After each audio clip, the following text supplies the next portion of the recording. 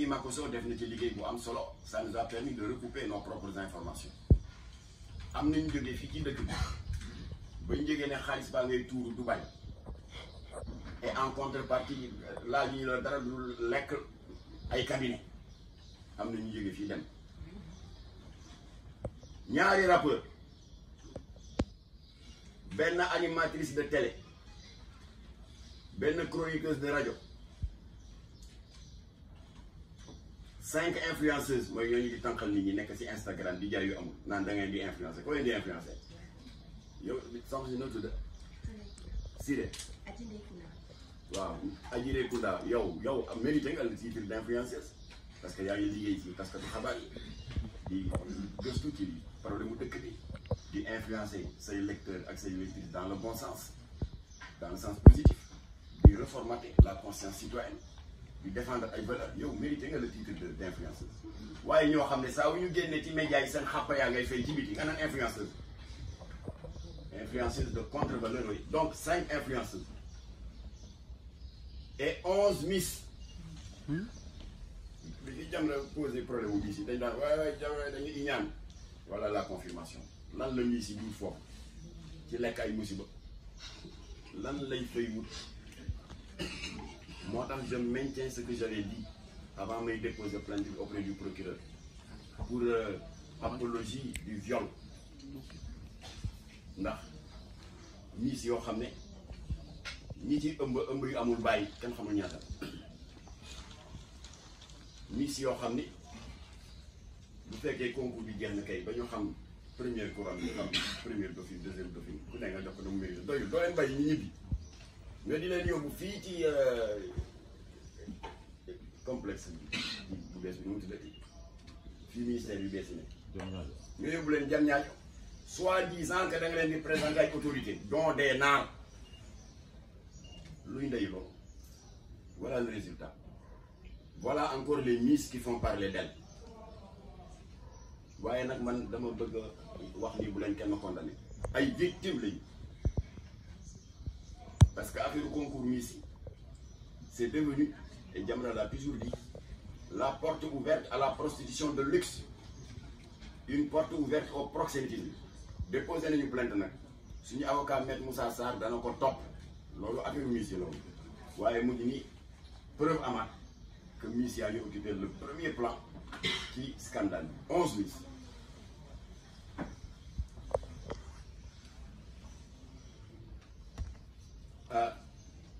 ñooñu en réalité influenceuses yeeg animatrices radio qui se sont laissés corrompre pour lekki musiba ñooñu c'est des fausses victimes je dirais même que c'est des complices ñu ngi itteel li ñu itteel et qui a fait l'objet de 2 heures d'entretien et d'échange avec le président Macky Sall mooy les victimes innocentes ñi nga xam ne dañu leen démarché ne leen waaw da ngeen nekk ci problème wutum liggéey ne la waaw la ñu leen waxoon pour la Libye oui c'est un pays qui a reconstruit soxla nañ des maçons des menuisiers bi yoon dañ leen di naan waaw y a des personnes du 3e âge bëgg ku leen assister y a des couples yoo xam ne ku góor ki day liggéey ku jigéen ki day liggéey am doom bëgg benn babysitter yu mel noonu ñi bon kii milliardaire la bu am sac bu rëy dafa soxla koy toppatoo jardinage am arrosage yi yooyu leen di wax dans ce dossier de Dubaï jël seeni këyit ñiy joxe 800 000 ñiy fay 1 million rabatteurs yi dajale leen yóbbu leen waaye dès l'instant que présenté nañ leen à leur employeur ba ñu encaissé seen commission des 2 côtés ba seen poste fees dal ñu disparaître dans la nuit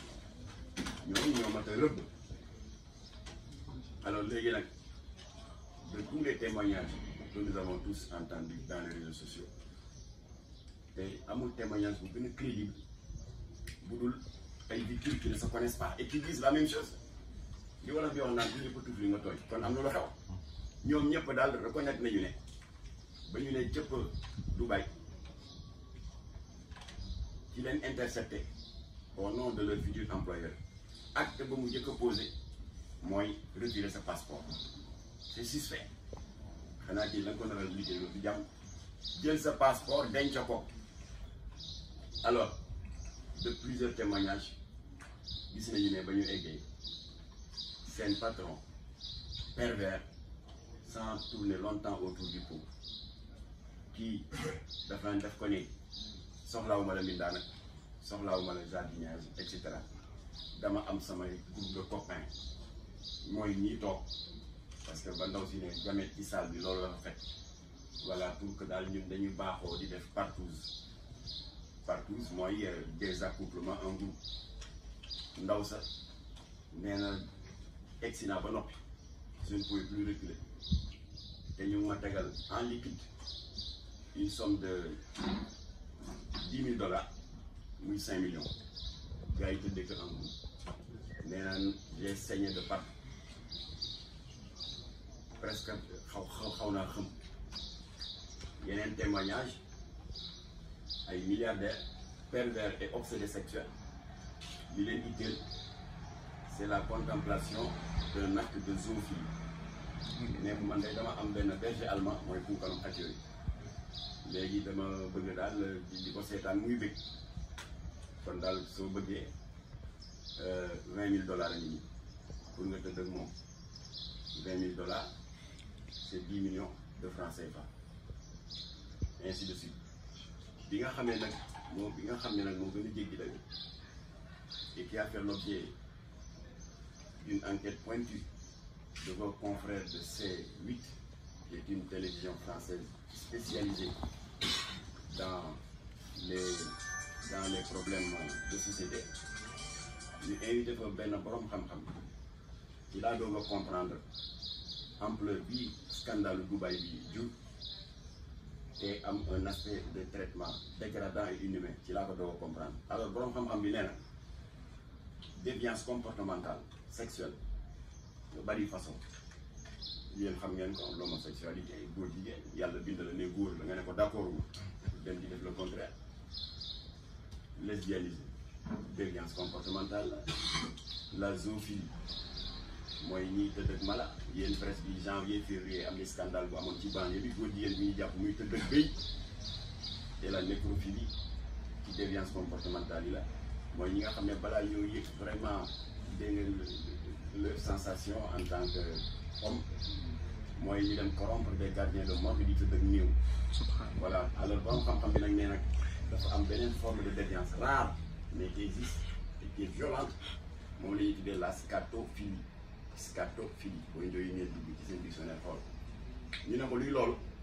mu ne mooy déviance comportementale sexuelle la boo xam ne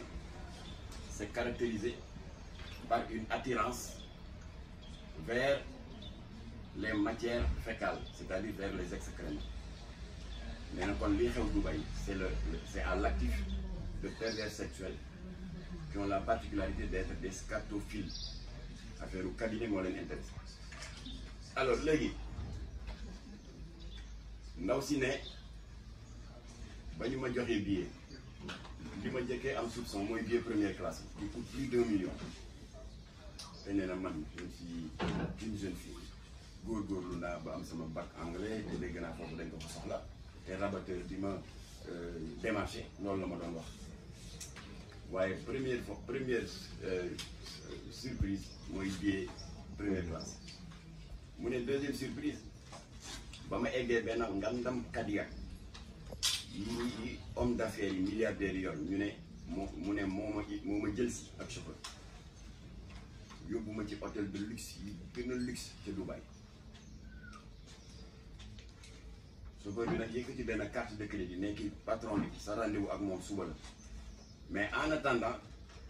jox na la benn carte de crédit parce que y a de grands magasins de luxe kenn du fay en liquide foofu par tous les magasins mais certains magasins de luxe da ngay fay par carte de crédit mu ne ko carte de crédit baa ngi nii tey sa bésu shopping la parce que sa rendez-vous ak sa patron suba la waaye nag ne vous inquiétez pas c'est un shopping illimité c'est-à-dire buy naan non li ma jël cher na mu ne jëlal lu la neex ndaw si comme que day commerce day baana aussi jël ay sac en cuir dem ci magasin prêt-à-porter yi jël les plus grandes marques de vêtements sol maalu oto bi ak ci ginnaaw ba mu fees ba amatul fu mu def ay yére alors chauffeur bi daal di koy yóbbu mu dal ci hôtel nee na c'était la première fois ba ma eggee hôtel ba ca laa am communication téléphonique ak waa ji ma embauché waaw na nga def dal nga ci jàmm waaw egg si naa ci jàmm bon voilà suba la suñu rendez-vous mbaa fàtte ko mu ne ko noonu en tout cas maa ngi lay remercier maa ngi lay nangam ma ne ko tey nga dee de moo xamoon ni lay xaar effectivement le lendemain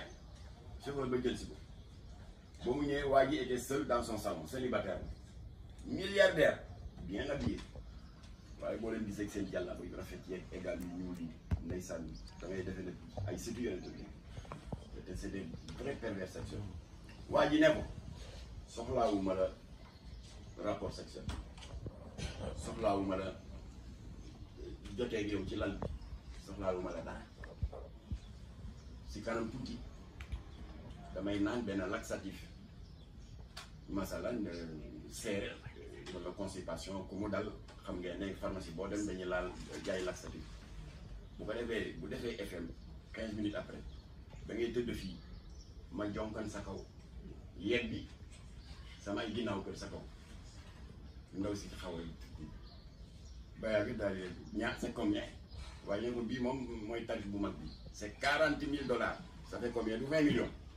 ndaw si ne 20 millions day bu defee bagage bi sama kaw xanaa damay daw rek sangu yi mu jeex naar bi ne ko déedéet da nga koy lekk moo tax foog nga def parenthèse parce que loolu dafa yéeme mystique dafa am ci biir masalan ñun ñëpp suivre nañu kii live yi guérisseur traditionnel yi def ci